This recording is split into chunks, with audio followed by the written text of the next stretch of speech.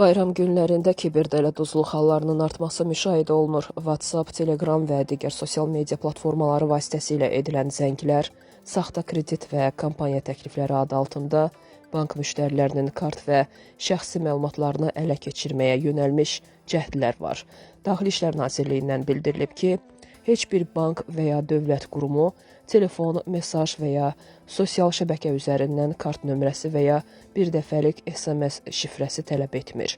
Bu məlumatların ötürülməsi bank hesabından vəsaitin oğurlanmasına səbəb olur. Şübhəli zəng, mesaj və ya linklərlə qarşılaşan vətəndaşlar dərhal əlaqəni kəsməli və bu barədə 102 xidmətinə, həmçinin xidmət göstərən banka məlumat verməlidirlər.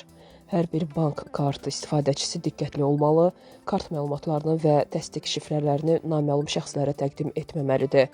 Diqqətli olun, bir zəng maliyyə hesabınızı təhlükə altına qoya bilər, deyə Nazirlik diqqətə çatdırıb.